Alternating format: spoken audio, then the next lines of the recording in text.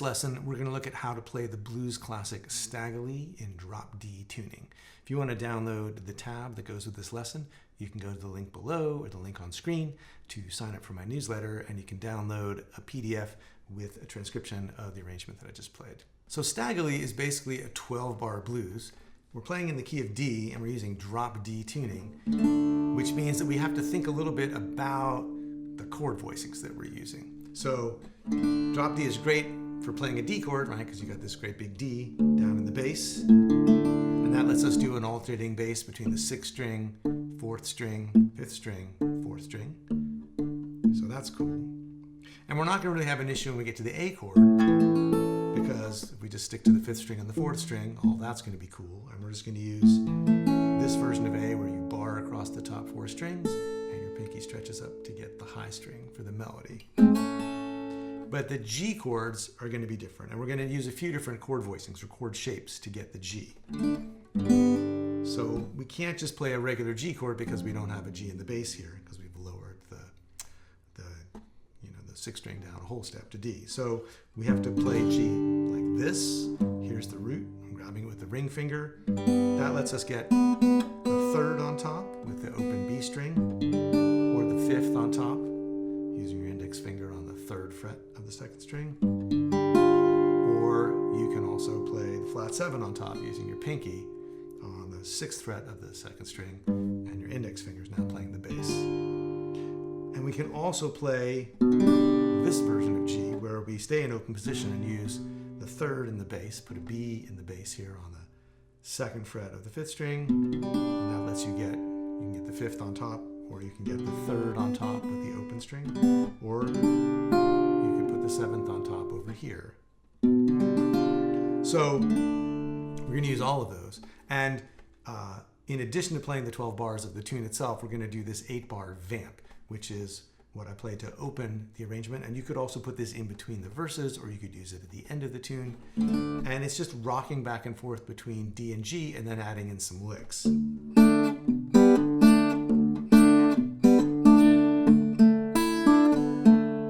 So we've got this figure going between D and G. So those double stops are happening on top, taking you from D to G and back, and then the bass. And it's syncopated. 1, 2, 3, and 4, and so you're anticipating the D chord at the end of the first measure on the and of 4.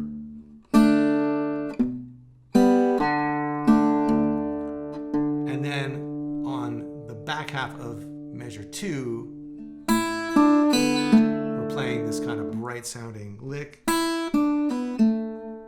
here's the root. We're going from the 2nd to the root, pulling off to the 6th and down to the 5th. So very major pentatonic sounding.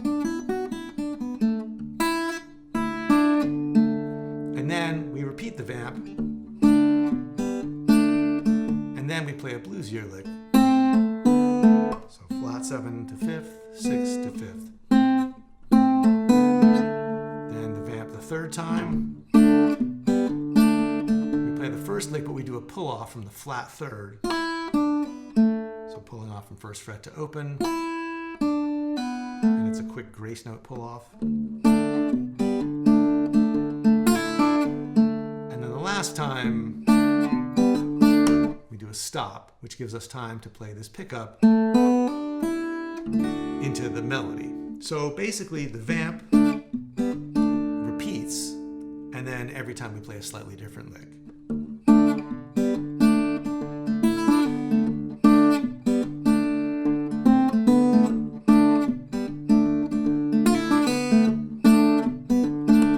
And then we're into the tune. So we start off with 4 bars on the D chord.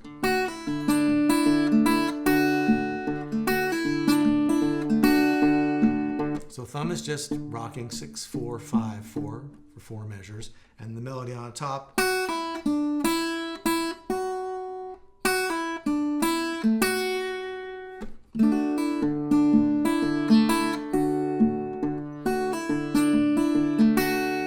And so to break it down, you want to make sure you know what the bass is. I isolate the bass and clarify what's going on there, and then isolate the melody.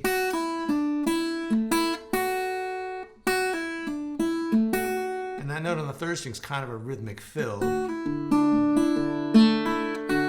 but it's part of what the fingers are doing. So be aware that it's not really the melody. That's really the melody. But a lot of times with fingerstyle, what's happening on, in the middle strings with your index finger a lot of the time is that you're doing these little rhythmic things that help move it along. So instead of having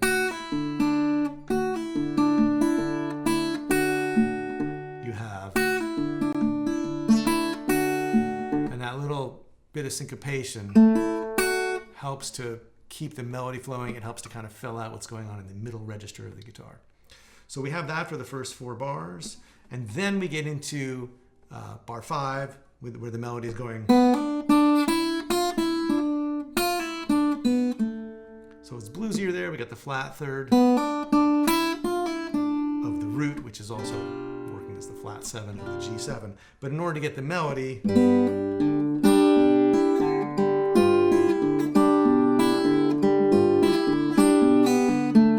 and this is actually doing kind of a typical blues thing that you don't really think about that much, but it's actually stretching out the 4 chord for 3 bars instead of just 2. So you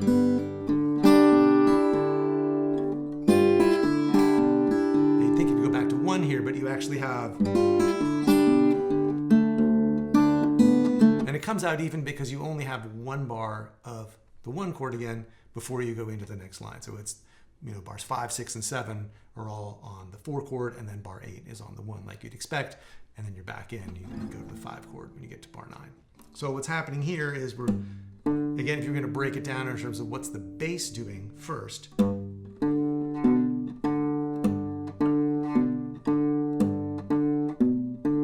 it's doing that. And if you're thinking about what you need to be able to do with the rest of your hand,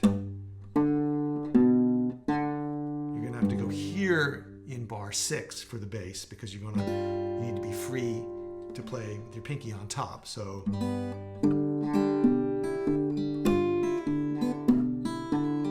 again in the next bar. So if you're practicing just the bass, sorry, I screwed it up. Index. Then you can think about what the melody's doing.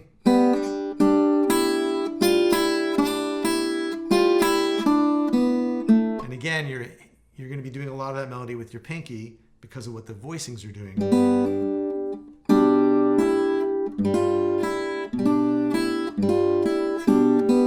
And you might break it down like that to see where your fingers need to go without worrying about keeping the bass going. Just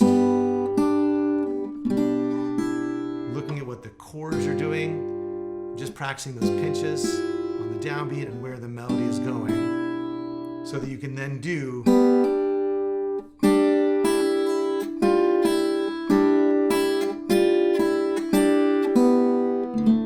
and you can practice that. Then you can put it together with the syncopation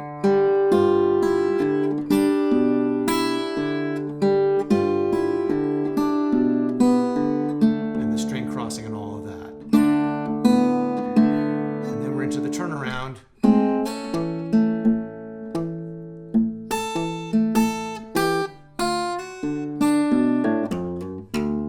And so on the A, we're sliding into the whole chord.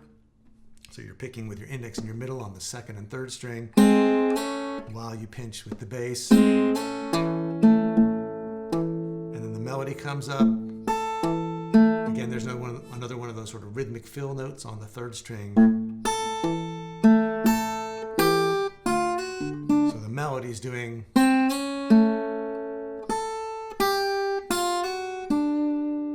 And to make sure you really sort of, if you don't have this song in your head or don't have the melody in your head, then if you go to, a pretty definitive version like the Mississippi John Hurt version, you'll hear what the melody sounds like, and you can realize sort of what's melody and what's sort of guitar fill.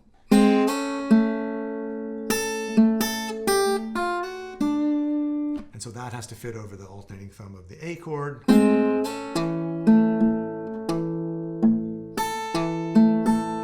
Just look at what's syncopated: bass, and then and pinch. So when you have a sort of a tricky passage like that, you can break it down into the thumb and thumb and thumb and thumb and pinch, pinch, and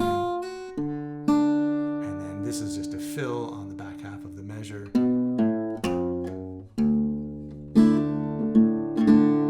So that's just a quick rundown of the different places you need to get to, how the voicings help you get the melody, and some ideas about how to break down a fingerstyle arrangement so that you can actually work on it in pieces and get the coordination together. I always think of this process, I call it the horizontal 3-step, right? The first step is isolate the bass, the next step is to isolate the fingers, and the third step is to put it all back together by paying attention to the downbeats and the offbeats, the 1, 2, 3, 4, and then the ands, and looking at how your thumb is holding down the downbeats and the fingers are interacting with that, whether they're pinching or playing in between. I talked about this in a lot more detail in my membership, the Fingerstyle 5, and if you want to know more about that, you can just go to my website, fretboardconfidential.com, to learn more. And again, if you want to download the tab for this lesson, just go to the link below or the link on screen to sign up and get the tab, and then you can look at it under a microscope and really get all the moves and figure out what's going on. So thanks for watching. Hope you have fun working on this tune, and I'll see you next time.